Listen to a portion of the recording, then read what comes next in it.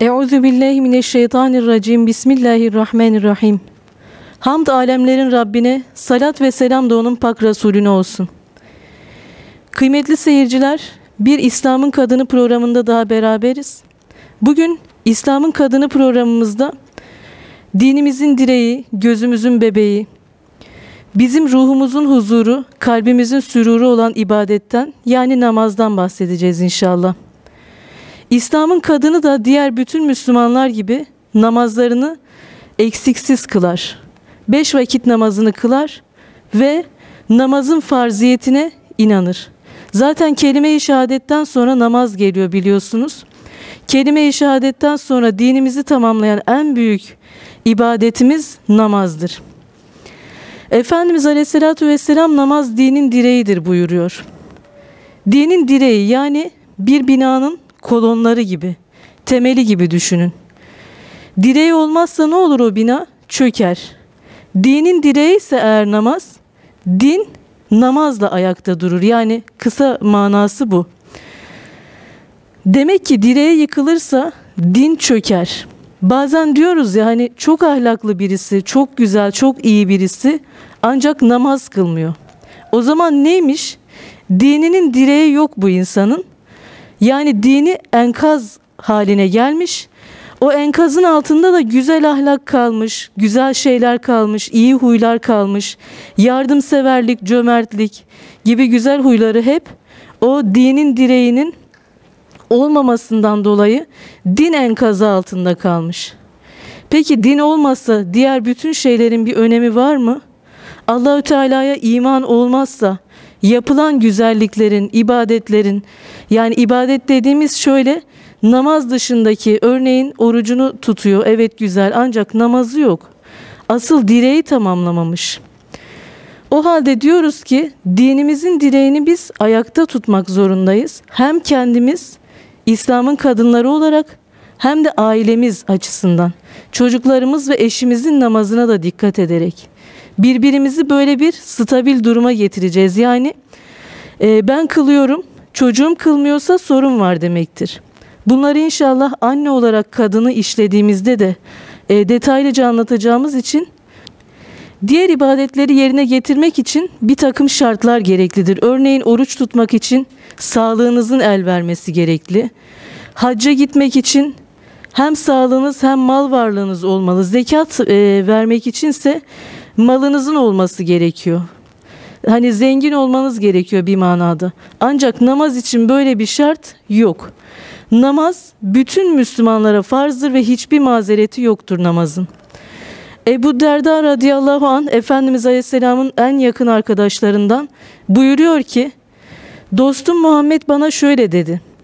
Dedi ki, eğer parça parça kesilsen de yakılsan da farz olan namazı kesinlikle bırakma.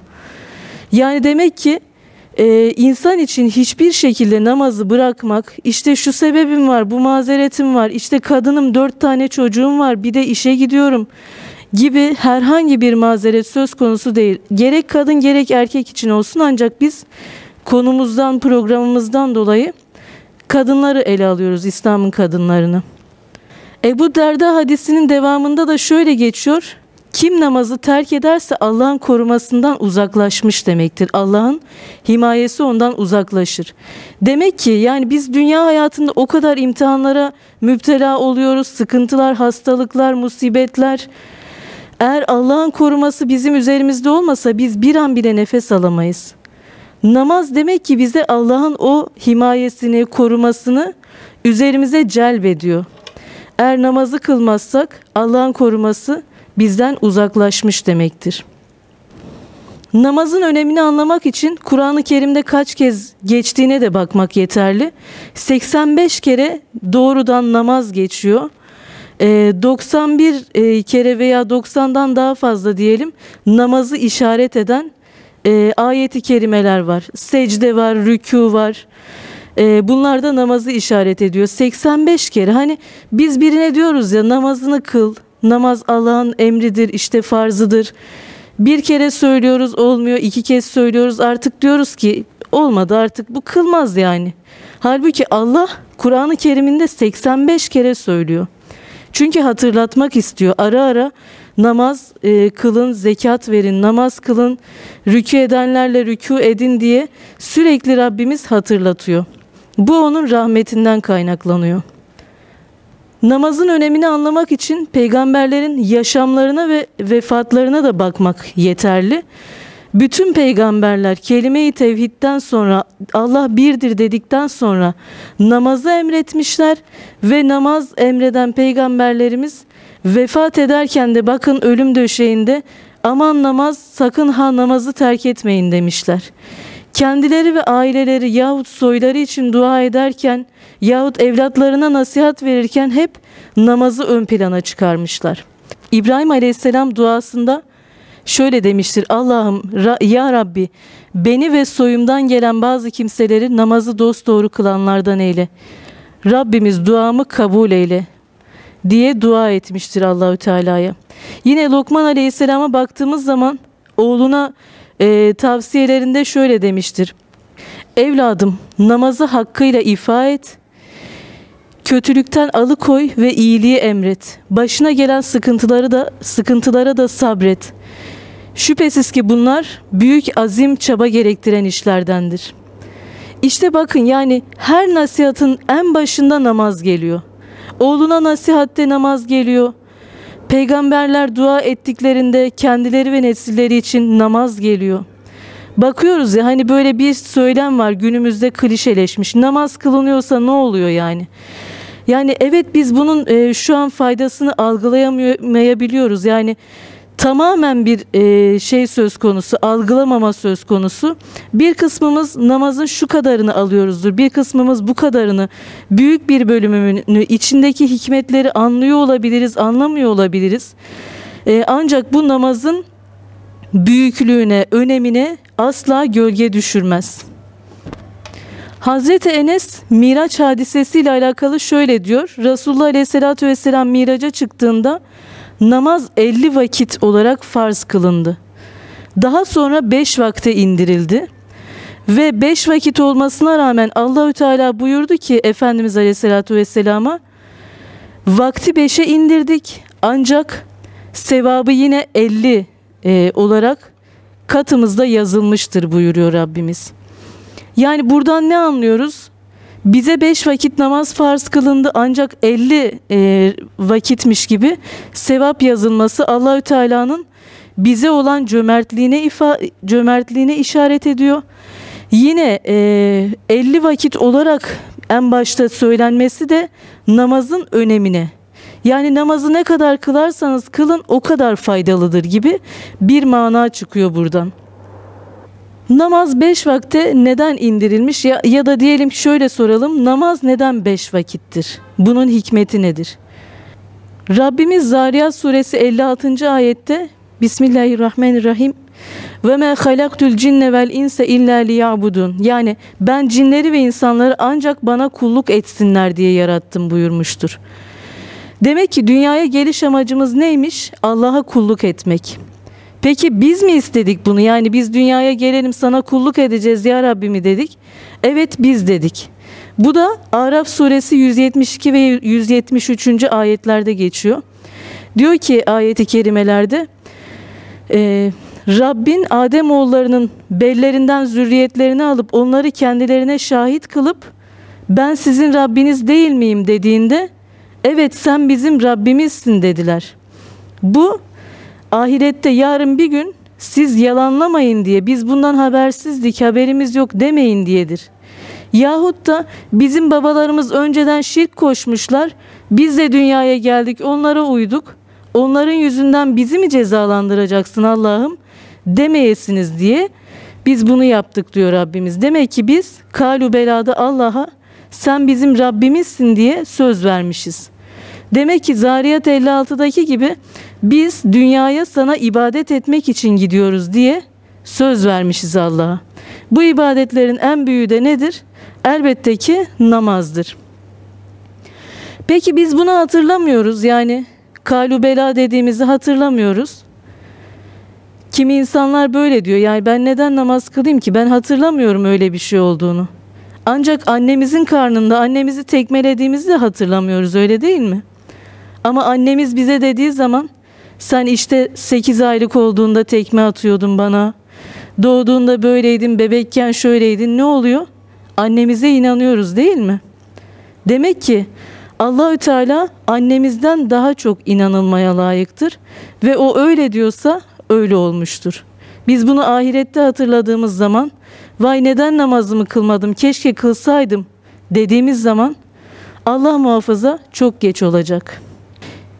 İşte bizim kalü belada Rab olarak kabul ettiğimiz Allah namazı emretmiş. Emretmiş diyoruz, bakın rica etmiş değil, lütfen kılın, kılarsanız iyi olur. İşte namaz kılmak çok iyidir falan dememiş Allah. Namazı kılın demiş. Namazı kılın, zekatı verin demiş mesela ayet-i kerimelerde. Sabır ve namazla yardım dileyin demiş. Mesela bir sıkıntınız var, sabır ve namazla yardım dileyin. Demiyor ki çalışın, koşturun, çabalayın. En başta sabır ve namaz. Bütün reçetelerdeki görünmeyen 2 tane ilaç sabır ve namazdır. Efendimiz Aleyhisselatü Vesselam da buyuruyorlar ki 5 vakit namaz ikisi arasındaki günahlara kefarettir. Yani 2 namaz arasındaki günahlar, küçük günahlar namaz vesilesiyle, namaz sayesinde ya da diyelim namazın yüzü suyu hürmetine affediliyor. Bu ne kadar güzel bir şey. Yani adeta sizi temizleyen bir şey gibi siz 2 namaz arasında küçük günahlar işlediniz. Kul hakkı değil bu tabii ki, şirk değil, adam öldürmek değil, içki içmek değil, affedersiniz zina etmek değil. Küçük günahlara kefaret oluyor namazımız. Bu da bizim için çok büyük bir avantajdır. 5 vakit namazla yükümlüyüz demiştik. Neden 5 vakit namaz? Bunun hikmetleri elbette çoktur ancak biz bir tanesine değinelim. Bizim kıldığımız namazlar hepsi günün belirli dönüm noktalarında gerçekleşiyor. Örneğin sabah hava karanlıkken, yeni aydınlanırken sabah namazını, tam güneş tepeye çıkıp da batıya yöneldiğinde öğle namazını, batmaya yaklaştığında ikindi namazını, battıktan sonra hemen sonra akşam namazını kılıyoruz ve geceleyin de yatsı namazını kılıyoruz. Demek ki biz her dönüm noktasında günün Allah'a yöneliyoruz ve hani 2 vakit arasındaki günahlara da kefarettir dendi ya hadis-i şerifte. Baktığımız zaman işte bu dönüm noktaları arasında kılmamız da her vakitte Allah'ım her vaktin dönümünde ben sana ibadet ediyorum diyoruz hal diliyle. Bütün varlıklar sabah namazında uyanırlar mesela. Kuşlar ötüşmeye başlar, hayvanlar hepsi bir yandan böyle hayata katılırlar. Sabah namazına kalkmak aynı zamanda hayata katılmak demektir. Toplum hayatına, dünyadaki varlığa böyle bir katkıda bulunmak demektir. Namaz Allah'ın nimetlerine şükretmenin en kolay yoludur. Aslında namaz Allahü Teala'nın bize verdiği nimetlere karşı sembolik bir teşekkürdür. Yoksa bakın Allahü Teala bizi dünyaya göndermiş, o kadar nimetler vermiş. Bir toprağa tohum atıyorsunuz, aynı topraktan fındık da yetişiyor, ceviz de yetişiyor, elma, üzüm de yetişiyor, karpuz da yetişiyor. Baktığımız zaman yani o aynı toprağa yağmur indiği zaman oradan demir çıkıyor, maden çıkıyor. Allahü Teala bize bu kadar nimetler vermişken bizim kıldığımız namaz aslında bir gözümüzün bile şükrünü eda etmiyor. Ama namaz şu demek, yani Rabbim ben geldim, teşekkür etmek istiyorum. Biliyorum yetmez ama yine de huzuruna geldim. Yani bir çabam var en azından. Bakın peygamberlerin mucizeleri bile çabalarla gerçekleşmiş. Ayın 2'ye yarılmasında Peygamberimiz Aleyhisselam parmağını uzatınca ay yarılmış. Ya da Musa Aleyhisselam Kızıldeniz'i asasını vurarak 2'ye ayırmış. Allahü Teala isteseydi hiçbir çaba göstermeden de onlara mucizeler gösterirdi. Ama istiyor ki bir çabamız olsun. Ben geldim diyelim. Allah'ım ben abdest aldım, üzerimi düzelttim, geldim huzuruna, namaza duruyorum. Şükretmek istiyorum. Yani bu bir çabadır. Aslında namaz, hani diyor ya Allah'ın benim namazıma ne ihtiyacı var? Evet yok ama senin o namaza ihtiyacın var. Neden namaza ihtiyacımız var? Çünkü namaz insanı kötülükten alıkoyar. Namaz hiç değilse kılındığı anda insanı kötülükten alıkoyar. Öyle değil mi? Namaz kılarken Harama bakmazsınız, kötü şeyler yapmazsınız, istediğiniz bir kötülük varsa ona ulaşamazsınız, kötü konuşamazsınız bile. Hatta dualar zihninizi o kadar meşgul eder ki kötü düşünemezsiniz bile. En basitinden namaz kılındığı anda kişiyi kötülükten alıkoyar. Onun dışında namaz kişi normal hayatta da. Ankebut suresinde Rabbimiz şöyle buyuruyor. Sana kitaptan vahyedileni oku ve namazı kıl. Şüphesiz ki namaz kötülükten ve hayasızlıktan alıkoyar. Allah'ı anmaksa en büyük zikirdir. Bakın, Allah'ı anmak en büyük zikirdir. Namaz da Allah'ı anmanın en güzel şeklidir.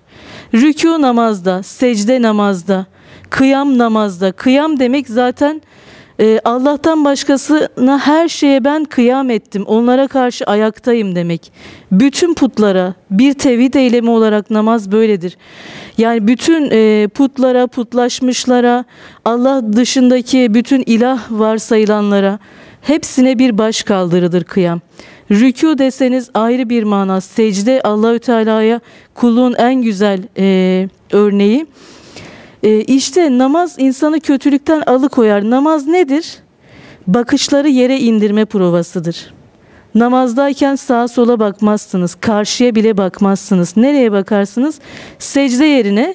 Oturduğunuz zaman da dizlerinize bakarsınız. Ellerinize bakarsınız.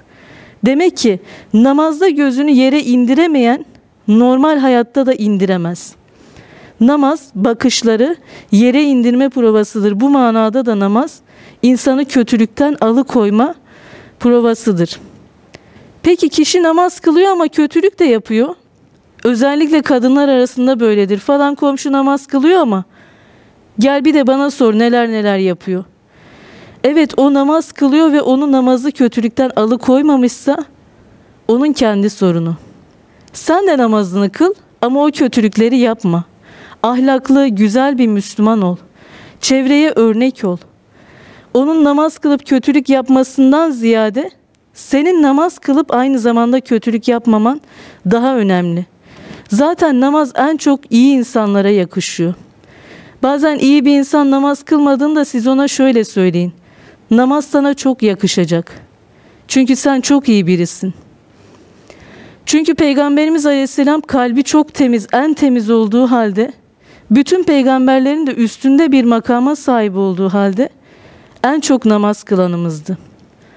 Kalbim temiz diyerek namaz kılmayanlar bizi aldatmasın. Kalbin temiz olsaydı Allah'a koşardın, namaza koşardın, ibadetlere koşardın. Eğer kalbin temizse de yine namaz kılmıyorsan namazını kıl ki o kalp kirlenmesin. Temiz kalsın. Çünkü kalbi temiz tutmanın en iyi yolu yine namazdır, Allah'a ibadet etmektir. Gerçekten de iyi insanların namaz kılmaması ve kötülük yapanların namaz kılması kadar ürkütücü bir şey yok, üzücü bir şey yok. Namaz kılıyor ama kötülük yapıyorsa demek ki onun kıldığı namaz değil. Çünkü namaz kötülükten alıkoyar buyuruyor Efendimiz Aleyhisselam. Peygamberimiz Aleyhisselam'a gelip bir sahabeye şikayet ediyorlar. İçki içiyor, buna ceza verelim ya Resulallah. Efendimiz Aleyhisselatü Vesselam diyor ki namazını kılıyor mu? Evet kılıyor diyorlar. O zaman o namaz onu kötülükten alıkoyacaktır diyor. Ona ceza vermeyelim ve gerçekten de çok kısa bir zaman sonra o kişi içki içmeyi terk ediyor. Bakın, bir alkol bağımlısı var karşımızda ama namaz onu düzeltebiliyor. Günümüzde ufak tefek şeylerimizi, hatalarımızı, günahlarımızı, kusurlarımızı bile namazımız düzeltmiyorsa demek ki namazda değil, bizde hata var. O yüzden bizler namazlarımızı güzelleştirmek için dualar edelim, namazla ilgili şeyler izleyelim, dinleyelim yahut işte okuyalım. Bir sürü namazla ilgili kitabımız olsun. Ne olmuş ki? O kadar çok namazla ilgili etkinlikler var ki yapılması gereken ailemizle veya kendi başımıza. Bunları yapmaya çalışalım. Gerekirse kendi bulunduğumuz yerlerde bir küçük platformcuk kuralım. Yani namazla alakalı bilinçlendirme etkinlikleri yapalım ve göreceğiz ki biz de İnsanları bilinçlendirmeye çalışırken kendimiz de bilinç kazanmışız. Rabbim namazı hakkıyla kılanlardan eylesin. Namazın hakkını verenlerden ve namazdan hakkını alanlardan eylesin bizi. Namazı sevenlerden ve namazın sevdiklerinden eylesin. Bir namaz bittiğinde diğer namazı dört gözle bekleyenlerden eylesin.